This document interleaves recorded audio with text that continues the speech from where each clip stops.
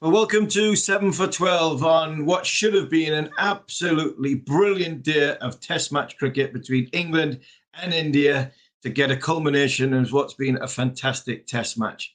But unfortunately, we haven't had that. Just remember, this is the place to be at the end of every day's play of England versus India's Test series. And boy, it's been frustrating. It's been frustrating. John, what's it been like at Trent Bridge for you? Well, England have escaped with a draw at Trent Bridge. Joe Root's century on day 4, a match-saving one rather than a match-winning or a futile one.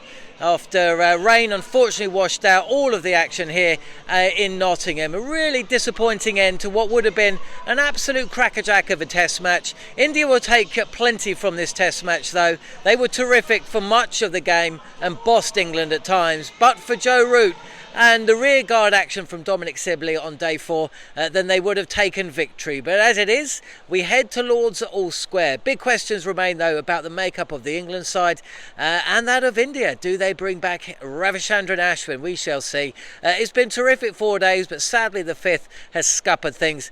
Still, plenty for Steve Harmison to think about and address here on 7 for 12. Well, there you have it. It's been a frustrating day for everybody involved in the test match. Things that have come out of this have been the England captain is in superb form. He was on good form on TV this morning talking and giving an interview about enjoying the game of cricket, encouraging his batsmen to enjoy the game. Go out there and play like you were when you're 7-year-old. Try and score some runs and enjoy the game. This is why you play the game. But there's a lot more questions for me for the England team than there is for the India side. India look a decent outfit. They've got the wood over the top order of England. England's 1, 2, and 3 really struggled, and that will encourage the Indian captain, even though the Indian captain didn't get any runs in this test match. He'll be encouraged that his teams hit the ground running. How many times do we sit here and say they're a bit underdone? They're not quite ready for the first test match, but India are, and boy, they were up for the challenge at Trent Bridge. The crowd was magnificent, being back in the stadium, and it was a fascinating test match that was going to culminate in India needing 209 to win, 52 for 1. At the end or the start of the day, Broad, Anderson, Robinson, Curran with a newish ball in hand. It would have been the largest fourth innings total that India's chased in England, and I think that for itself was why I backed England to win.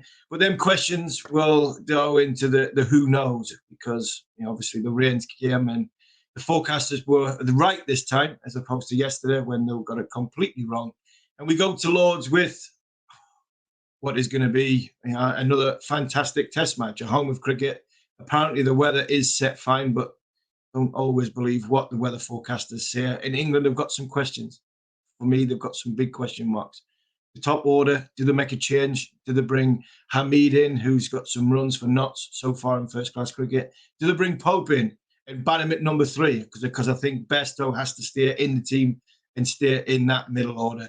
And do they leave one of Broad or Anderson out because of back-to-back test matches and everything that goes with it? I personally would like to see Mark Wood have a game, because he just gives you a little bit extra dynamic on what will probably a flat earth surface at Lord's. So their questions are for later on from Trent Bridge. It's been a disappointing end to what has been a fantastic test match for both sides. I think both sides have played some good cricket, played some poor cricket, and that always is great entertainment.